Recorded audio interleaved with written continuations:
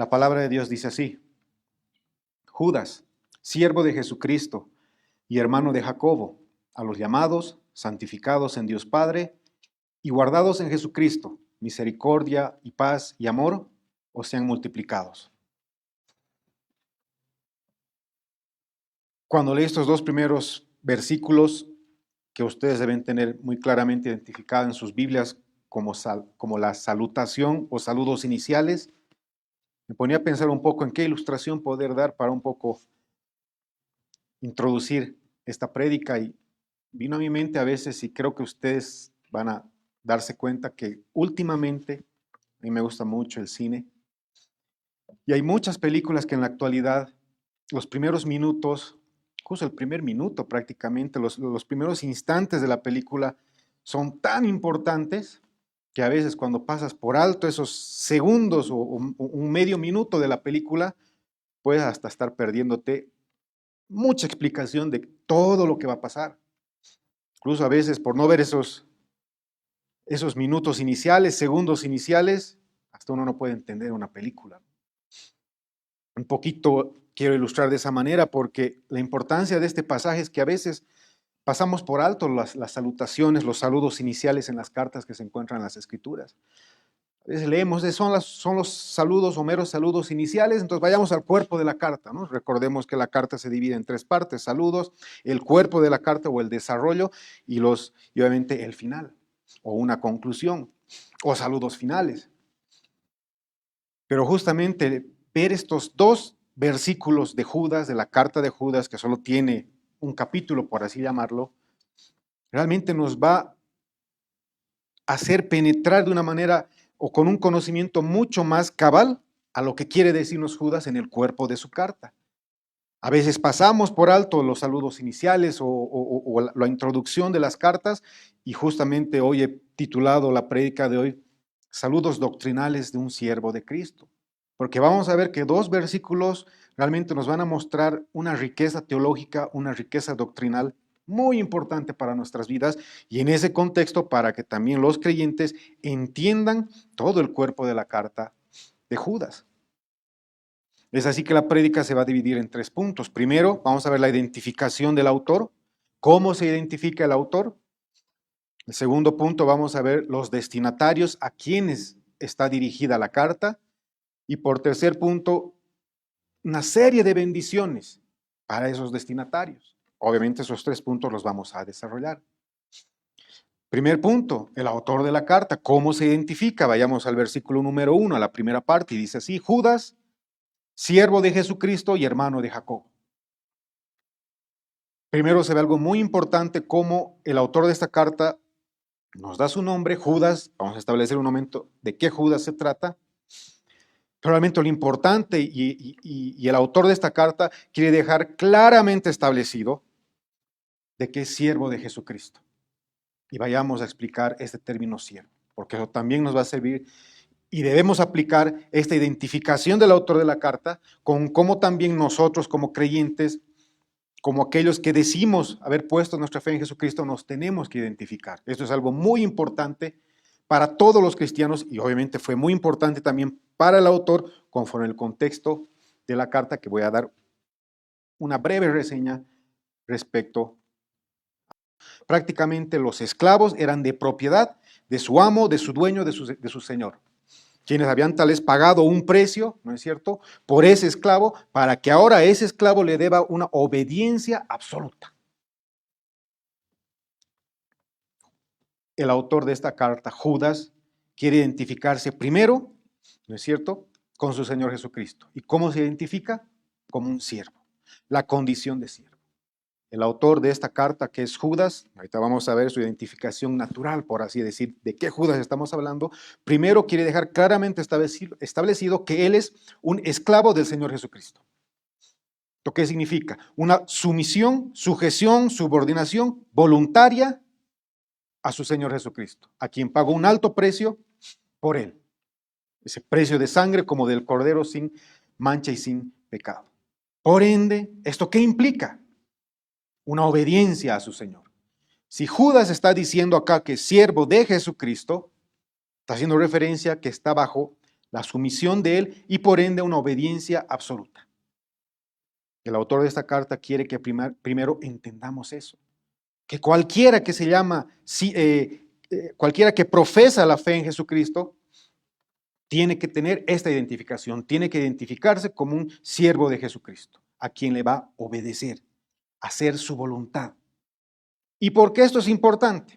Porque si bien no vamos a tocar toda la carta, el propósito o el cuerpo de esta carta lo que quiere mostrarnos es una defensa. El autor de la carta, que es Judas, quiere mostrar a los creyentes, ¿no es cierto?, cómo deben defender, la voluntad de su Señor en contra de estos apóstatas, de estos falsos maestros que estaban en la iglesia primitiva. Prácticamente Judas tiene ese tenor y la importancia de conocer esta carta es la defensa en contra de esos falsos maestros. Prácticamente es un paralelo con segunda de Pedro. Y Judas se identifica como siervo ¿para qué? Para mostrar justamente que estos falsos maestros, estos apóstatas que negaban el señorío de Jesucristo, estaban totalmente equivocados. Muchos profesaban fe en Jesucristo, decían que Jesucristo es su Señor. Eso lo vimos en las prédicas de segunda de Pedro, en el paralelo que es justamente con Judas. Si ustedes leen el cuerpo de la carta, van a poder darse cuenta que Judas está mostrando a los creyentes cómo debemos defender la fe de estos falsos maestros. Estos falsos maestros apóstatas negaban el señorío de Cristo. Decían creer en Jesucristo, incluso que Jesucristo era su Señor, pero lo negaban con su estilo de vida, con su conducta, porque ellos no hacían la voluntad de su Señor. Es por eso que Judas, el autor de esta carta, quiere primero identificarse, como un esclavo de Jesucristo. Cualquier persona, cualquier creyente, discípulo de Jesucristo, que dice ser de Él, profesar creer en Él, haber puesto su fe en Él, es su siervo y tiene que hacer su voluntad. Está bajo la subordinación y sujeción de su Señor Jesucristo. No va a hacer su voluntad, no va a hacer lo que Él quiere hacer, va a hacer la voluntad de su Señor. Entonces es importante cómo el autor de esta carta, Judas, inicia con esta identificación con su Señor para justamente poner en evidencia a esos falsos maestros, a esos apóstatas, ¿no es cierto?, a quien va también dirigida esta carta y mostrar de que esos que dicen ser de Jesucristo no son creyentes. Son unos apóstatas, son unos falsos maestros. ¿Por qué? Porque niegan el señorío de Cristo en sus vidas. Podrán profesarlo, podrán decir que creen en Cristo, que Jesucristo es su Señor, pero lo niegan con su vida. Entonces, por eso la importancia de conocer de cómo inicia Judas esta carta, identificándose como siervo de Jesucristo. En el contexto histórico de ese entonces, realmente no había lugar a duda a momento de entender este término.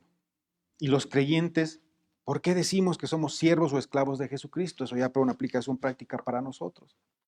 Porque Jesucristo nos ha comprado y ha pagado un alto precio, la de su preciosa sangre sin mancha y sin pecado. Dios Padre tuvo que entregar a su unigénito. Ahora nosotros somos siervos de Jesucristo, somos sus esclavos porque Él nos ha comprado. Tenemos un amo, un Señor, y hacemos su voluntad. Cualquiera que diga profesar creer en Cristo, tener fe en Él, ser su discípulo, debe reconocer su señorío en su vida, hacer su voluntad, sujetarse, subordinarse a su voluntad. El esclavo no tiene una voluntad propia para hacer lo que él quiere. Y eso es lo que el autor de esta carta, Judas, quiere iniciar mostrando a todos los destinatarios de esta carta. Que muchos dicen, eran aquellos creyentes que estaban dispersos porque estaban siendo perseguidos, allá por Asia, Capadocia, Bitinia. Algunos dicen que era para los creyentes judíos de Palestina. Pero el fin era uno muy importante: defender la fe de estos falsos maestros, de estos falsos creyentes que se decían ser siervos de Jesucristo, decían tener un señorío, un Señor que es Jesucristo, pero lo negaban con su vida. Es por eso que el autor de esta carta, Judas, empieza identificándose, y él es un siervo de Jesucristo. Ahora también él empieza identificándose, como bien les decía, tal vez de una manera natural, que él quiere que sepamos quién era este Judas, y es por eso que la segunda parte de este primer versículo nos dice hermano de Jacob. dejando claramente establecido que Jesucristo es su Señor, Él es su esclavo y le debe obediencia y reconoce su señorío y hace su voluntad. Ahora Él quiere que los destinatarios sepan quién es Él, hermano de Jacob. Ahora hay varios Jacobos en las Escrituras. Jacobo, hijo de Zebedeo. Jacobo, hijo de Alfeo. Jacobo, el menor. Jacobo, el padre de Judas. Y Jacobo, medio hermano del Señor. Ahora, de todos estos Jacobos, con el cual se identifica Judas, prácticamente dice, Jacobo es mi hermano. Creo que teológicamente y la corriente mayoritaria nos muestra que solo un Jacobo puede haber sido descrito de esta manera, y es el medio hermano de Jesucristo. Podemos ir a Gálatas 1:19. La palabra de Dios dice así, desde el 18. Después, pasados 3 años, ahí hablaba Pablo, subí a Jerusalén para ver a Pedro y permanecí con él 15 días, pero no vi a ningún otro de los apóstoles, sino a Jacobo, el hermano del Señor, o Santiago, el autor de la carta también con el mismo nombre. Podemos leer Mateo 13:55. Mateo 13:55. La palabra de Dios dice así. ¿No es este, dice, el hijo del carpintero, haciendo referencia a Jesús? ¿No se llama su madre María y sus hermanos Jacobo, José, Simón y Judas? Otra. Como las escrituras nos empiezan un poquito a clarificar quién era este Judas. Y poder establecer quién era Judas es importante, ¿por qué? Incluso para la canonicidad de esta carta. Porque la iglesia primitiva tenía que reconocer que la carta había sido escrita por un apóstol o por alguien bajo la supervisión o incluso dicen autorización de algunos de los apóstoles. Entonces, muy importante conocer quién era este Judas. Vayamos a Marcos 6:3, que prácticamente es un paralelo.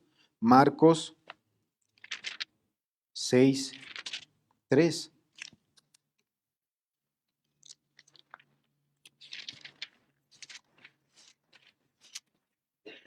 La palabra de Dios dice así. ¿No es este el carpintero hijo de María, hermano de Jacobo, de José, de Judas y de Simón? Entonces vemos que los evangelios, incluso podemos leer Hechos 1:13, nos dicen que entre los hijos de José y María figuraba Jacobo y Judas, medios hermanos del Señor Jesucristo. Y creo que esta identificación, esta pista que nos da Judas para identificarse, y los de la iglesia primitiva lo conocían, nos dejó esta frasecita, decir, hermano de Jacobo, que era uno de los líderes principales de la iglesia de Jerusalén, y las escrituras nos muestra que este Jacobo, Santiago, ¿no es cierto?, era medio hermano de Jesucristo, al igual que este Judas. Y esto creo que es un punto muy importante porque también nos ayuda a entender que la iglesia primitiva conocía a Judas, conocía a Jacobo o Santiago, medios hermanos de Jesucristo. Santiago, como bien les decía, pilar de la iglesia de Jerusalén. Un contacto directo con el apóstol Juan, con Pedro. Y por ende esta carta ha sido también uno de los factores reconocida dentro de las escrituras.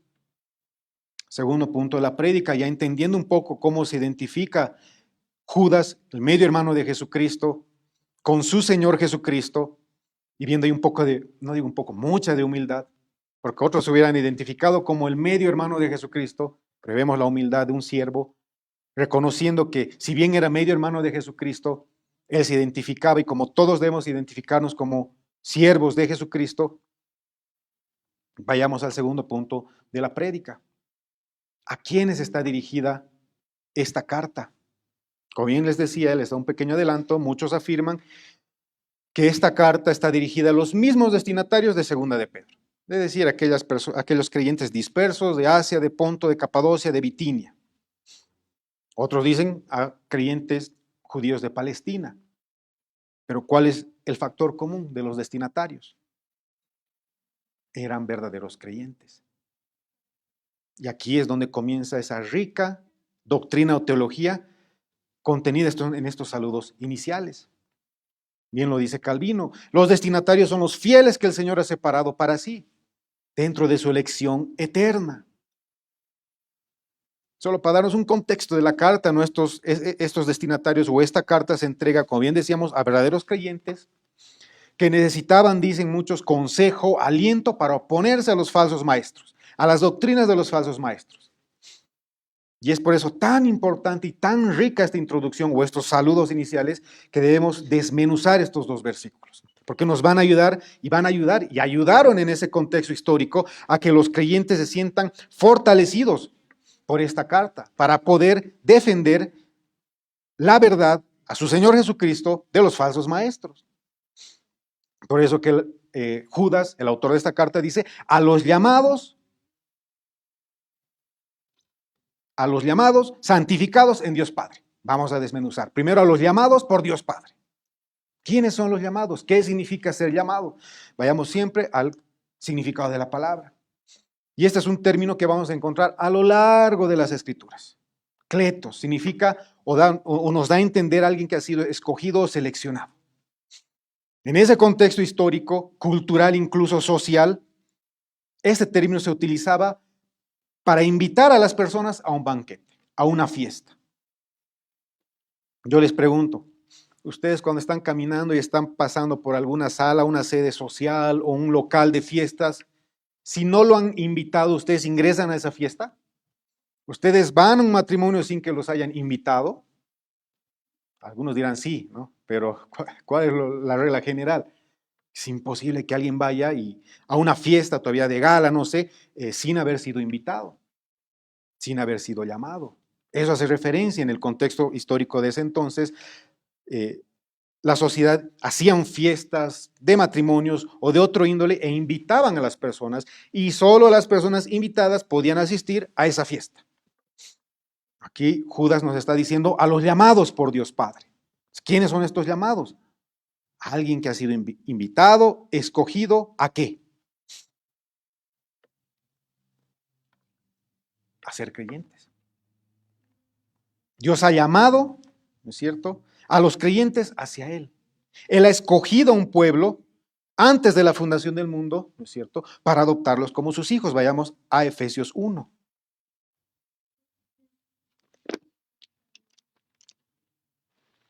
Efesios 1 del versículo 3 hacia adelante.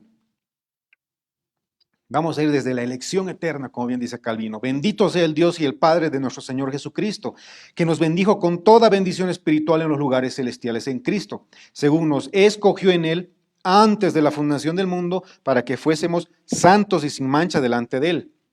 En amor, habiéndonos predestinado para ser adoptados hijos suyos por medio de Jesucristo, según el puro afecto de su voluntad. Vayámonos a Romanos 8. Romanos 8, del 28 hacia adelante, es conocido como la cadena inquebrantable de salvación o la cadena de oro. Romanos 8,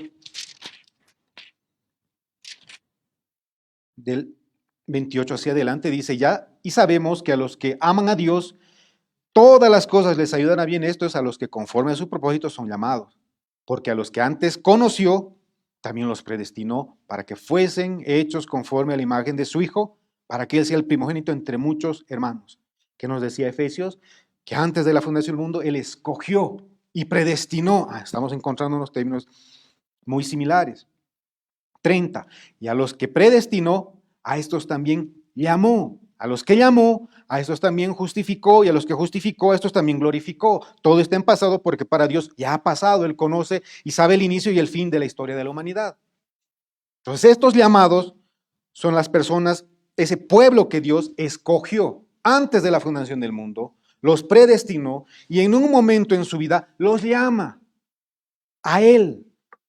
Los llama para que sean sus hijos, los llama para adoptarlos como sus hijos. Los ha apartado, los ha escogido como sus hijos. Esto es lo que bien se conoce doctrinalmente como el llamamiento eficaz, una de las doctrinas ricas que se encuentran en las Escrituras, y como vamos a ver, muchos pasajes nos develan esta realidad.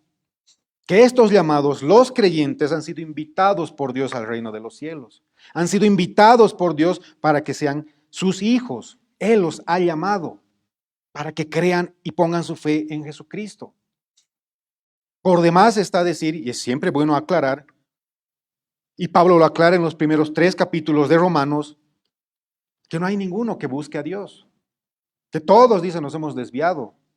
No hay uno bueno ni uno justo. ¿Ustedes creen que alguien, como bien dice Efesios 2, que está muertos en sus delitos y pecados, puede ir a Dios, puede buscar a Dios? Por supuesto que no. Es por eso que obra el poder salvífico de Dios en la salvación de las personas. Y hemos visto esta cadena. A los que conoció, predestinó. Casado a Efesios 1. Antes de la fundación del mundo, Dios ha escogido a un pueblo y los ha predestinado para que sean sus hijos. Y a esos que escogió y predestinó, en algún momento de su vida los va a llamar con un llamamiento eficaz, irresistible, o la gracia irresistible también, como dicen algunos autores. Entonces, estos llamados no son más que los creyentes, que Dios ha escogido antes de la fundación del mundo y los ha adoptado como sus hijos. Y van a responder a su llamamiento en algún momento de su vida. Es por eso que este llamamiento eficaz me gusta mucho que lo dividamos en 2 tipos de llamamiento. Un llamamiento externo y un llamamiento interno. Y antes de explicar los 2 llamamientos, quiero que veamos algunos pasajes que se encuentran en las Escrituras que nos muestran esta doctrina, esos llamados que son los creyentes. Romanos 1, 6, 7, yo se los leo porque voy a leer de corrido algunos pasajes, hay muchísimos, entre los cuales dice, estáis vosotros llamados a ser de Jesucristo, a todos los que estáis en Roma, amados de Dios, llamados a ser santos. 1 Corintios 1, 24, mas para los llamados, así judíos como griegos, Cristo, poder de Dios y sabiduría de Dios. Apocalipsis 17, 14, pelearán contra el Cordero y el Cordero los vencerá porque Él es Señor de señores y Rey de reyes. Y los que están con Él son llamados y elegidos y fieles. Romanos 9, 23, 24. Y para ser notorias, dice, las riquezas de su gloria, las mostró para con los vasos de misericordia. ¿Qué nos decía un poquito más adelante? Dios va a tener misericordia de quien Él tenga misericordia. A los cuales también ha llamado. Entonces esos objetos de misericordia son aquellos escogidos antes de la fundación del mundo, predestinados para ser sus hijos, que en un momento de su vida van a responder a su llamamiento eficaz y van a ser adoptados como sus hijos, a los cuales también ha llamado. Y esto es, dice Pablo, a nosotros, no solo de los judíos, sino también de los gentiles, de todo tribu, pueblo, nación y etnia. Juan 6, 44, ninguno puede venir a mí si el Padre que me envió no le trajere o no le llamare, y yo le resucitaré en el día postrero. Entonces vemos que este término, el ser llamado, ¿no es cierto?, está muy claramente establecido en las Escrituras. Y hace referencia, como bien decimos y recalcamos, enfáticamente, dice un autor, de quienes han obedecido este llamado de Dios a su poder irresistible para ser adoptados como sus hijos. Los creyentes, los llamados por Dios Padre. Como Judas está dándonos tanta riqueza doctrinal en unos saludos iniciales. ¿Por qué? Porque esto es muy importante para todo lo que va a decir después. Quiere poner unos pilares muy fuertes, unos fundamentos muy fuertes para esa defensa en contra de los falsos maestros. No vamos a tocar toda la carta, pero no puedo dejar de dar el contexto. Entonces, no vemos hasta acá mucha riqueza doctrinal, en un simple llamado, los llamados, en un simple término, perdón, los llamados. Ahora, como bien les decíamos, esta doctrina de llamamiento reconoce 2 tipos de llamamiento, para hacerlo un poco más didáctico. Un llamamiento o un llamado externo y uno interno. El interno es el llamamiento eficaz, lo que hemos tratado de sintetizar y ahorita lo vamos también a desarrollar. ¿Qué es el llamado externo? El llamado externo es la predicación del Evangelio. ¿Cuál es la gran comisión que nos ha encomendado nuestro Señor Jesucristo? Que llevemos el Evangelio, esas buenas noticias de salvación a todos los rincones de la tierra, hasta lo más recóndito del mundo, a todas las naciones. El llamado externo es la proclamación del Evangelio. Y a Dios le ha placido utilizar instrumentos humanos, a su pueblo para predicar el Evangelio. Vayámonos a 2 Corintios 5.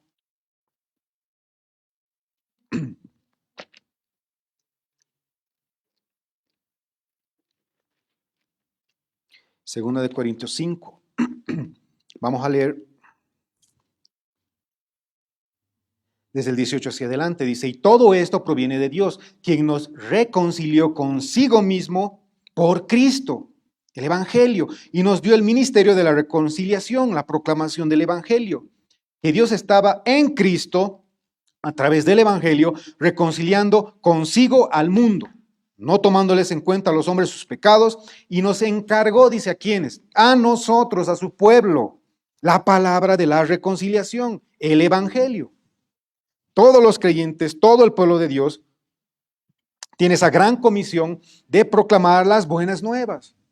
Que Jesucristo vino a salvar a pecadores, que no podíamos rescatarnos a nosotros mismos, que estábamos acumulando ira para el día de la ira del justo juicio de Dios. Pecadores que estábamos en enemistad, en una relación de guerra con Dios por nuestros pecados. Y Él vino a entregar su vida perfecta, sin mancha, sin pecado en esa cruz, cargando nuestros pecados, soportando Él toda la ira y todo el castigo que nosotros teníamos que soportar. Dios Padre derramando su ira sobre su Hijo, ira que teníamos que sufrir nosotros. Él fue nuestro sustituto en la cruz, el sacrificio perfecto por los pecados de su pueblo. Es un resumen del Evangelio. Y ese Evangelio es el llamado externo y debemos nosotros proclamarlo a tiempo y fuera de tiempo. Es el llamado externo. Y ahora, ¿por qué estamos hablando de este llamado externo? Y es bueno explicarlo un poquito. Y les hago la siguiente pregunta. Todos a los que les predicamos el Evangelio responden afirmativamente, ponen su fe en Jesucristo y se arrepienten de sus pecados, llegan a la salvación, los vemos inundando las iglesias locales. No. Este llamado externo puede ser resistido. ¿Pero por qué resistido? Y va a ser resistido por todos aquellos que Dios no ha escogido antes de la fundación del mundo, que no los ha predestinado. Pero como nosotros no sabemos quiénes son los escogidos, los predestinados, debemos predicar el Evangelio a diestra y siniestra, a tiempo y afuera de tiempo. Porque no sabemos, no existe un cartel, un tatuaje predestinado, escogido antes de la fundación del mundo. No. Es por eso que la gran comisión es un mensaje tan claro que debemos predicar hasta los confines de la tierra, a todas las naciones. Porque a Dios le ha placido utilizar a su pueblo para proclamar el Evangelio y poder llamar a sus escogidos. Pero como no sabemos, tenemos que predicar a todos los que podamos y todo el tiempo. Solo para un poquito clarificar este llamado externo. Me acuerdo que a mí me han predicado el Evangelio a mis 21 años, 22 años, por ahí más o menos. ¿Cuándo he respondido al Evangelio? ¿Cuándo Dios me ha llamado al ser uno de sus escogidos y predestinados? Creo que a los 30 años. Es por eso que no debemos cesar de proclamar el Evangelio a familiares, a amigos, a desconocidos. Seguir sembrando y regando la palabra. No sabemos quiénes son los escogidos. Como no sabemos y tampoco sabemos en qué tiempo va a obrar Dios, debemos seguir regando y seguir sembrando su palabra. No cansarnos en predicar el Evangelio. ¿Cuántos testimonios tenemos de madres, de familiares, de amigos que han proclamado el Evangelio a sus familiares por 1, 2, 10, 15 años y a los 20 han llegado a los pies de Cristo? Ese llamado externo realmente tiene características de perseverancia. Ahora, obviamente, si esa persona al cual se le ha predicado el Evangelio muere en sus delitos y pecados, obviamente vamos a saber que no era uno de los escogidos de Dios. Hay personas que están muy sumidas en el pecado, ¿no es cierto? Un estilo de vida pecaminoso, practican el pecado, están muertos espiritualmente, pero como nosotros no sabemos quiénes son los predestinados y en qué tiempo va a obrar Dios, debemos predicar y predicar y predicar el Evangelio. Hay una frase que me gusta decirlo, mientras hay vida y esperanza. Todos tenemos familiares, amigos, ¿no es cierto?, a quienes predicamos, les hemos predicado y debemos seguirles predicando el Evangelio, confrontando su pecado, mostrándoles que solo hay salvación en Cristo.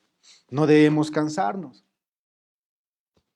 Ese llamado externo, como bien les decíamos, puede ser resistido. ¿Por qué? Porque no está operando el poder de Dios. Y ese opera en el llamado interno o el llamamiento eficaz. Y ese es el llamado de Dios en el que da vida espiritual a sus escogidos. Aquellos que escogió antes de la fundación del mundo. Aquellos que predestinó. Ese llamamiento eficaz es irresistible.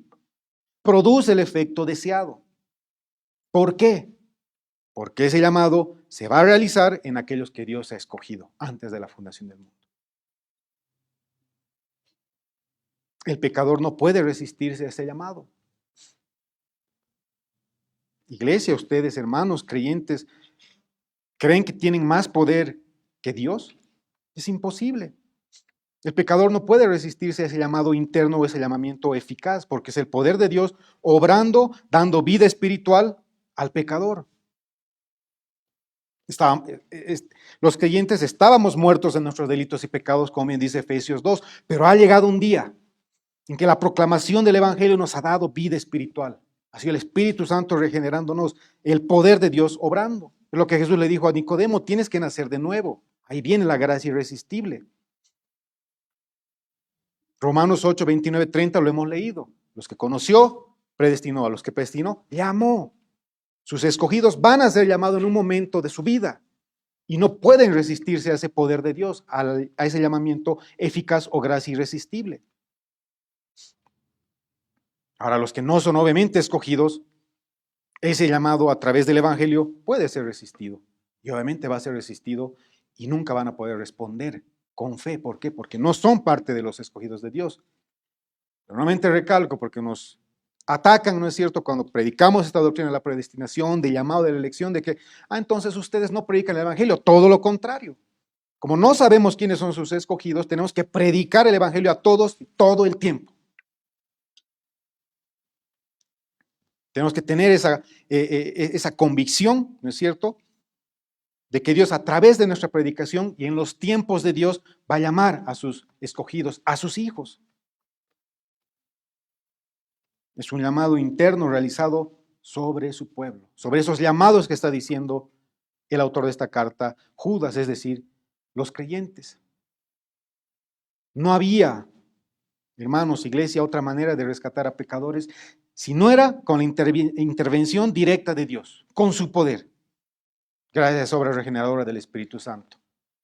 El apóstol Pablo, tanto en Efesios como en Romanos, nos deja claramente establecidos que todos estamos muertos de nuestros delitos y pecados, que no hay bueno uno, no hay quien busque a Dios, todos nos hemos desviado. En su benevolencia, Dios, en ese consejo de paz, elaboraron este plan de salvación, donde Dios interviene de manera directa, porque si no fuera su misericordia, su benevolencia, nadie se hubiera salvado. Me gusta siempre orar todo el tiempo y meditar, afirmando y reconociendo de que Dios, uno, no tenía por qué rescatar a nadie. Como es un Dios misericordioso, quiso rescatar a un pueblo para sí. Quiso apartarlo de las consecuencias de sus pecados. También me repito a mí mismo, yo ni nadie tenía el poder para salvarse a sí mismo. Ni nadie lo merecía o podía merecerlo o ganarlo. Ha sido Dios obrando, interviniendo directamente por su pura benevolencia, lo hemos visto en Efesios 1, por la pura benevolencia de Dios de querer rescatar a pecadores que no podíamos rescatarnos a nosotros mismos. Y eso lo hace a través del llamamiento eficaz. Uno de los eslabones de esa cadena inquebrantable de salvación o cadena de oro. Uno de esos pasos en ese plan tan perfecto de salvación. Es el poder de Dios obrando en el interior del hombre, cambiando su voluntad, y ahora el hombre ya decide poner su fe en Jesucristo. ¿Pero por qué? Porque su voluntad ha sido cambiada, ha sido regenerado espiritualmente. Yo les pregunto, eso me acuerdo que hablaba a algunos hermanos cuando les enseñaba la palabra, ¿alguien te ha puesto una pistola en tu cabeza para que creas en Jesucristo? ¿Para que reconozcas su señorío como Judas, el autor de esta carta? Nadie. Que es Dios obrando en nuestro interior, cambiando ese corazón de piedra por el de carne, como bien hemos leído en Ezequiel 36, cambia nuestra voluntad, nos da una nueva voluntad, y ahora nosotros obviamente respondemos con fe a Jesucristo. Nos arrepentimos de nuestros pecados, porque ha obrado el poder de Dios en nosotros. Ese llamamiento eficaz, esa gracia irresistible, esa regeneración, gracias al Espíritu Santo que ahora mora en nosotros. Y todo esto, el autor de esta carta, Judas, quiere que sepan los creyentes a los que está destinando esta carta. ¿Acaso esto no nos alienta? Lo que ha hecho Dios, tanta misericordia, y miren, con una simple palabra, los llamados, ¿no se fortalece nuestra fe? Por supuesto que sí. Ya antes de este llamado, casi para terminar este primer punto, Nadie quiere venir a Dios, nadie quiere venir a Cristo. O lo mismo, vienen a su manera, creen en Dios a su manera, como ellos se han inventado o como le han contado. Y eso no es, obviamente, venir a Dios conforme Dios quiere que vengamos a Él. Con este llamamiento eficaz, ya para terminar este punto, se produce el resultado esperado. Dios llamando a creyentes, a sus hijos. Pero a sus hijos, ¿para qué? A los que llama, los santifica también. Es el segundo punto de esta segunda parte de la prédica que nos dice la palabra. A los llamados, santificados en Dios Padre. ¿Qué significa ser santificados? Siempre es bueno explicar las palabras. A los que llama, los santifica. Ya que hace referencia a ser purificado para Dios, consagrado para Dios, apartado para Dios. Estamos en presencia de ese estado posicional de llamado para con su Padre. Ahora es su pueblo. Dios lo ha apartado para que sean sus hijos, para que sean su pueblo. Me gusta cómo lo dice R.C. Sproul. Dios ha apartado, dice, para su cuidado especial y uso a aquellos a quienes ha llamado. Entonces, los llamados son santificados, es decir, han sido apartados por Dios para su cuidado, su guarda, su provisión, su protección. Tantas bendiciones que podemos ver en las Escrituras. Y vamos a ver algunas de ellas un poco más adelante. Es Dios santificando a su pueblo a través de la regeneración del Espíritu Santo. No estamos hablando de la santificación progresiva, que es ese esfuerzo que tiene que hacer el creyente. Es una obra sinergista tanto del creyente como del Espíritu Santo, donde llevamos vidas cada vez más piadosas. Aquí estamos hablando del estado posicional, del estado en el que Dios nos llama a ser su pueblo, nos ha apartado de lo común para ser su posesión especial. Nos ha apartado para Él, para adoptarnos como sus hijos. ¿Y eso no significa el amor activo de Dios a su pueblo? Por supuesto que sí. Entonces, a los llamados nos santifica. Por eso Judas dice, los santificados en Dios Padre, ustedes son un pueblo especial. Me gusta como dice un autor, significa poner aparte para Dios. Sus llamados son puestos aparte para Dios, por Dios mismo, por lo que hizo Jesucristo.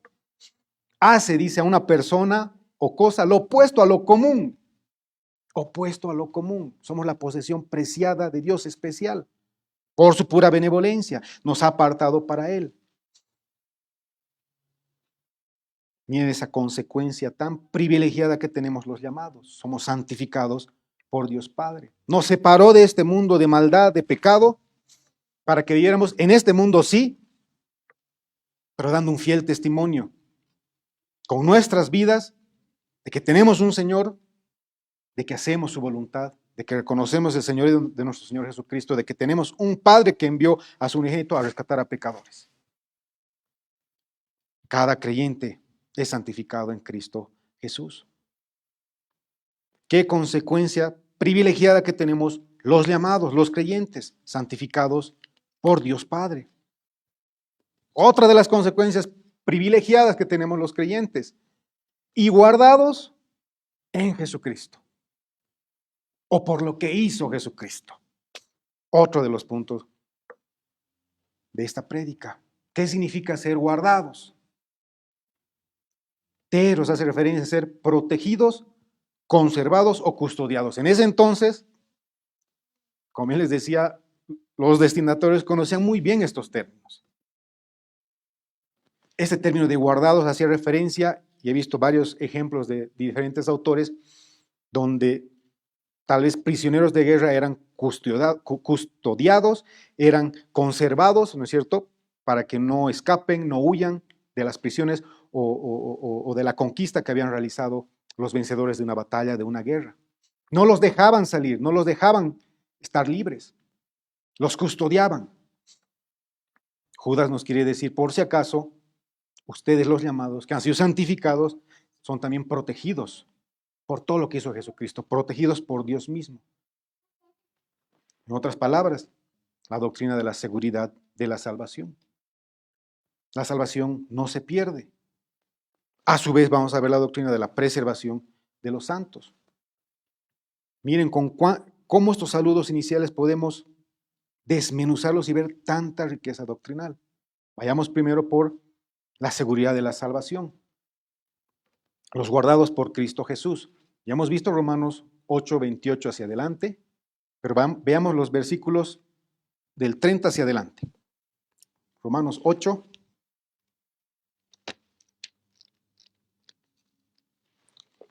Yo les voy a decir qué versículos, desde el 31. ¿Qué pues diremos a esto, después de esa cadena inquebrantable de salvación? Si Dios es por nosotros, ¿quién contra nosotros? El que no escatimó a su propio Hijo, sino que lo entregó por todos nosotros, ¿cómo no nos dará también con él todas las cosas? ¿Quién acusará a los escogidos de Dios? Dios es el que justifica. ¿Quién es el que condenará? Cristo es el que murió, más aún, el que también resucitó, el que además está a la diestra de Dios, el que también intercede por nosotros. ¿Quién nos separará del amor de Cristo? ¿Tribulación o angustia o persecución o hambre o desnudez o peligro o espada? Como está escrito, por causa de ti somos muertos, todo el tiempo somos contados como ovejas de matadero. Antes, en todas estas cosas somos más que vencedores por medio de aquel que nos amó, por lo cual estoy seguro de que ni la muerte, ni la vida, ni ángeles, ni principados, ni potestades, ni lo presente, ni lo porvenir, ni lo alto, ni lo profundo, ni ninguna otra cosa creada nos podrá separar del amor de Dios que es en Cristo Jesús nuestro Señor. Dios nos guarda, nos protege. La salvación está segura, no la podemos perder, porque no depende de nosotros, depende de Dios de inicio a fin. Eso lo hemos visto en Romanos 1 y quiero leer este pasaje que me agrada muchísimo. Romanos 1, 17, porque en el Evangelio la justicia de Dios se revela por fe y para fe. ¿Qué hace referencia a eso? La salvación es de inicio a fin de Dios. Depende de Él. No depende de nosotros. Ni un solo por ciento depende del hombre. Porque si dependiera del hombre, un solo por ciento lo perderíamos. Guardados, protegidos. La seguridad de la salvación está en las Escrituras y debemos estar tranquilos porque depende del poder de Dios. Vayamos a Juan 10, 28, 29.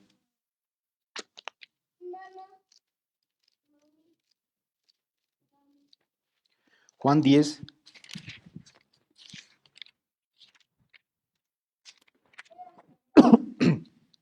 28, 29. Mi Padre dice, desde el 28, desde el 27, mis ovejas oyen mi voz y yo las conozco y me siguen. Y yo les doy vida eterna y no perecerán jamás, ni nadie las arrebatará de mi mano. Seguridad de la salvación. Mi Padre que me las dio es mayor que todos y nadie las puede arrebatar de la mano de mi Padre. Seguridad de la salvación. Dios nos guarda, nos protege, nos conserva. La salvación no se pierde. Gracias al poder preservador de Dios que ejerce sobre su pueblo. Juan 5, 24, yo se los leo. De cierto os digo, el que oye mi palabra y cree al que me envió, tiene vida eterna y no vendrá a condenación, mas ha pasado de muerte a vida. Ahora, para expresar la doctrina de la preservación de los santos, también se encuentra contenida en este pasaje, muy rico teológico doctrinalmente. El tiempo verbal de esta palabra guardados es auristo o puntual, nos dice el autor. Yo se los voy a definir. Y se define de la siguiente manera. Considera, dice, la preservación continua del creyente como un acto simple y completado. Cuando hemos sido salvados, prácticamente Dios nos va a guardar hasta el final. Que hemos visto en esa cadena de oro o inquebrantable de salvación. Nos conoció, predestinó, llamó, justificó, glorificó. Si no existiera una seguridad en la salvación, si Dios no nos preservara por su poder y pudiéramos perder la salvación, me gusta cómo lo dice Sproul en esta cadena de salvación, estoy parafraseando, podría decir lo siguiente, pero no dice. A los que conoció, algunos predestinó, a los que de algunos predestinó, algunos los llamó. De algunos que llamó, algunos los justificó. Y de algunos que justificó, algunos los glorificó. No, eso no dice la palabra. Si Dios hubiera dado a entender que la salvación se pierde, hubiera sido escrita de esa manera, pero no, la palabra nos muestra en muchos pasajes, y vamos a leer algunos más porque hay demasiados, que la salvación no se pierde. Estamos siendo preservados por el poder de Dios. Juan 6, 35, 40.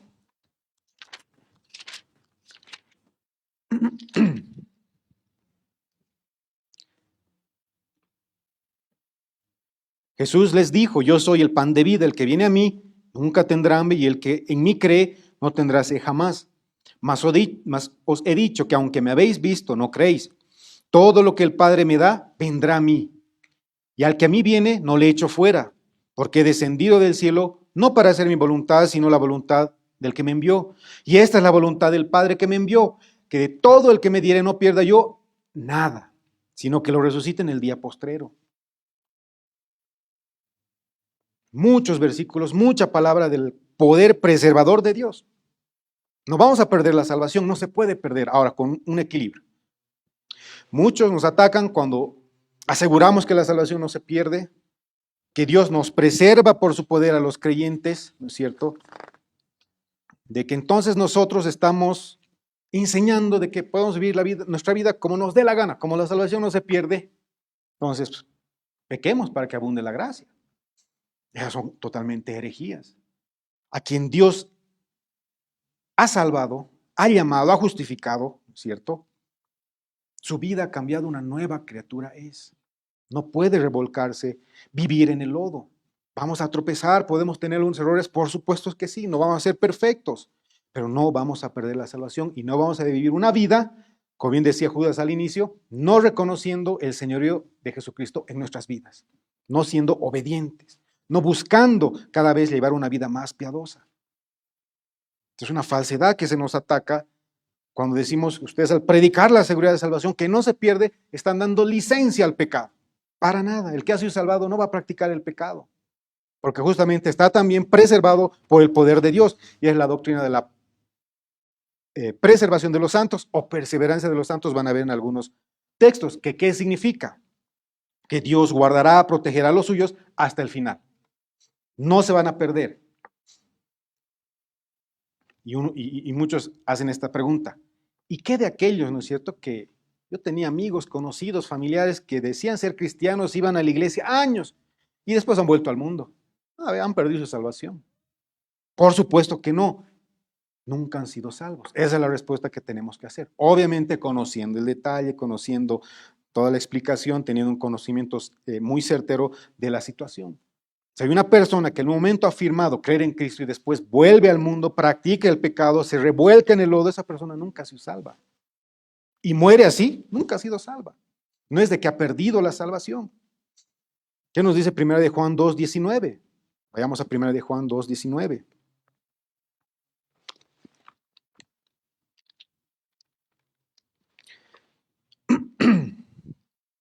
Salieron de nosotros, pero no eran de nosotros, porque si hubiesen sido de nosotros, habrían permanecido con nosotros.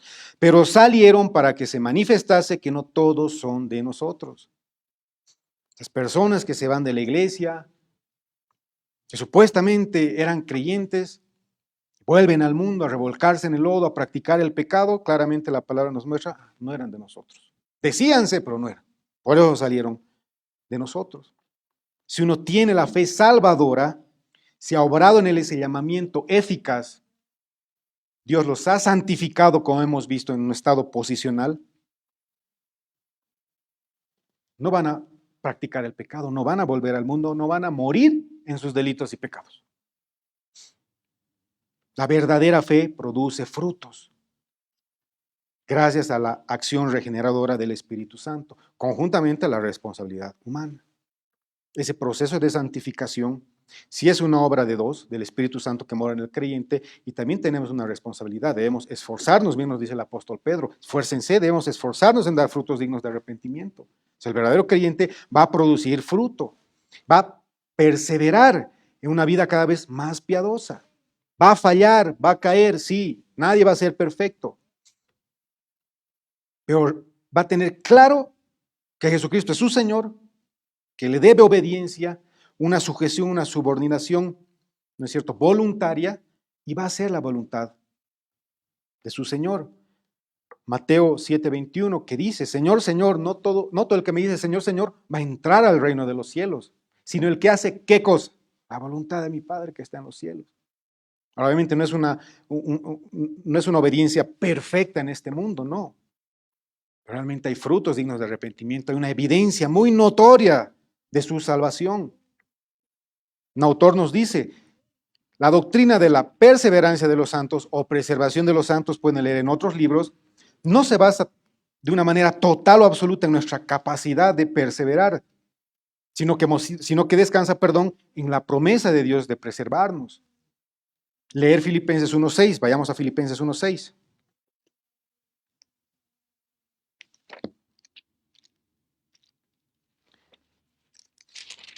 La palabra de Dios dice así: estando persuadidos de esto, dice, que el que comenzó en vosotros la buena obra, la perfeccionará hasta el día de Jesucristo. La seguridad de nuestra salvación, de que Dios nos preserva en este camino, es porque depende de Dios de principio a fin. Como bien les dije, y eso yo lo leí de un libro de MacArthur, si el hombre tuviera que aportar incluso para conservar su salvación, 1% la perdería. Porque en este mundo vamos a caer, vamos a fallar, todavía no tenemos un cuerpo glorificado, pero es pues la excepción, no es la regla. El creyente ya no practica el pecado, ya no le gusta revolcarse en el lodo. Podemos tropezarnos, caer, sí, vamos a hacerlo. No vamos a ser perfectos, pero ya no vamos a practicar el pecado y tenemos como garantía de eso al poder del Espíritu Santo obrando en nosotros. Efesios 1:14, Romanos 8:9, Romanos 8:16.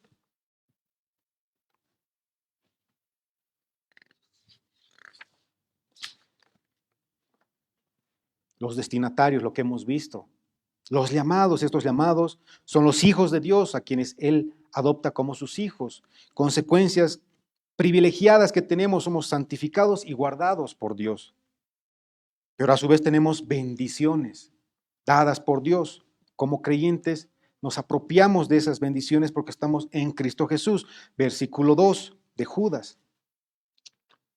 Misericordia y paz y amor os sean multiplicadas. Vemos las bendiciones para los creyentes. Esa misericordia nos va a llevar a experimentar una paz, y esa paz nos va a llevar a experimentar y a sentir el amor de Dios y el amor que debemos sentir nosotros por nuestro prójimo. Estas bendiciones los creyentes vamos a experimentar cada día un poco más. Es lo que Judas quiere decirle a estos creyentes de la dispersión. Misericordia y paz y amor os sean multiplicadas. ¿Qué hace referencia a la misericordia? Primero, esa misericordia eterna. ¿Qué mayor benevolencia de Dios de haber querido rescatar a pecadores que estábamos de ida a la condenación eterna, que estábamos acumulando ira cada día, que éramos enemigos de Dios? Es el mayor problema del hombre. Nuestro mayor problema es Dios mismo, su santidad, su justicia. No podemos los creyentes parar de dar gracias a Dios cada día porque ha extendido su misericordia a nosotros. Nos ha dado vida cuando estábamos muertos espiritualmente. Todo por la obra salvífica de su unigénito, nuestro Señor y Salvador Jesucristo. ¿Qué regalo más grande podemos recibir que la salvación de nuestras almas eternamente? ¿Qué regalo se puede comparar a ese? ¿Qué misericordia? No existe. Y cada día vemos su misericordia, como dicen algunos autores, cuando Dios perdona nuestros pecados, cada día. Ahora, también esta misericordia, y si hay varias posturas e interpretaciones, pero creo que todas se complementan, hace referencia a beneficios de toda índole, de toda suerte, dicen algunos autores. Es esa compasión que vemos en nuestras vidas a diario.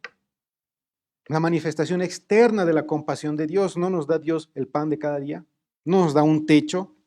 ¿No cubre tantas necesidades? ¿No nos provee de tanto cada día Dios? ¿No es que acaso sus misericordias se renuevan cada día? Por supuesto que sí. Tantas bondades que experimentamos cada día.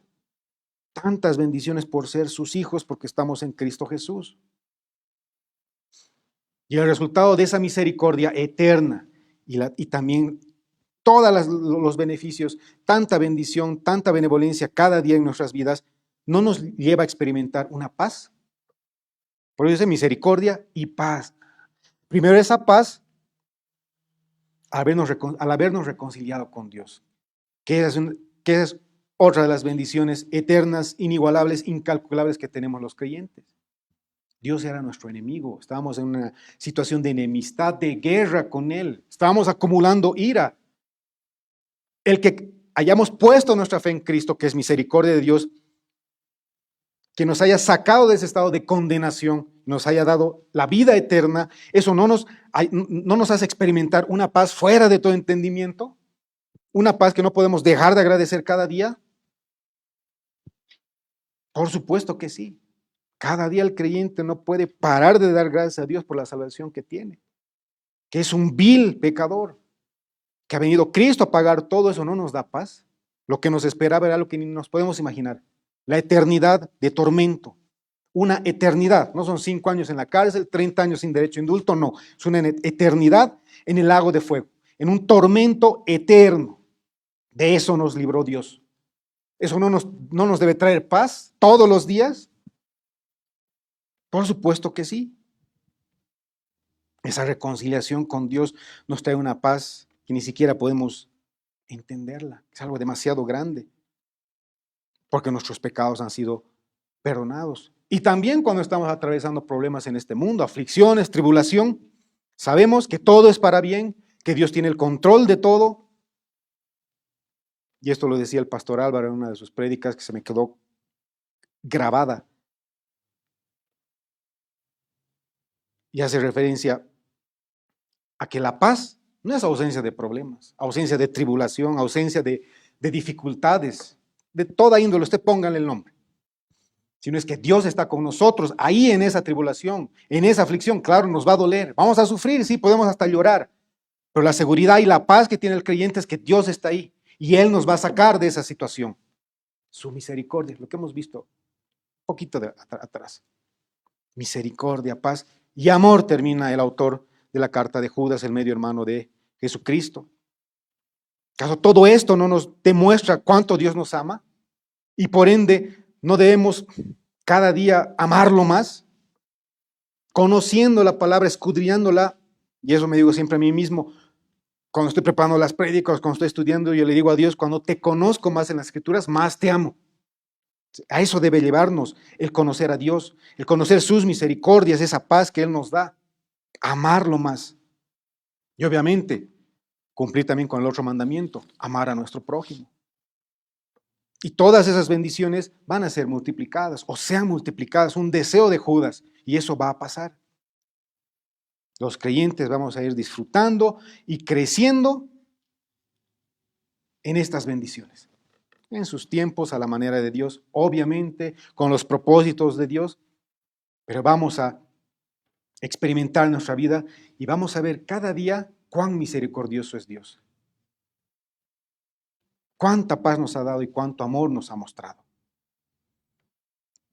Iglesia, estos 2 versículos creo que son muy ricos doctrinalmente. No dejemos pasar por alto o leerlos de pasada a veces estas salutaciones, porque como hemos visto, nos enseñan mucho. Imagínense, estos 2 versículos iban a preparar a los destinatarios para poder afrontar esa guerra, esa batalla, esa defensa de la fe en contra de los falsos maestros. ¿O es que acaso no nos ha impactado también para que apliquemos en nuestra vida identificarnos como Judas se ha identificado, como siervo, como esclavo de nuestro Señor Jesucristo, que es nuestro Señor y le debemos rendir obediencia? No nos alienta, no nos fortalece que hayamos sido llamados por Dios para ser sus hijos. Él ha tomado la iniciativa y su poder nos ha adoptado como sus hijos, porque si Él no hubiera intervenido, nadie hubiera sido salvado. Que ahora somos su pueblo, Él nos ha apartado, somos su posesión especial. Y las bendiciones que hemos visto, misericordia, paz y amor, yo creo que esto nos tiene que alentar, nos tiene que animar cada día al saber lo privilegiados que somos los creyentes. Sus llamados, sus santificados, sus guardados, somos sus siervos y gozamos de tantas bendiciones.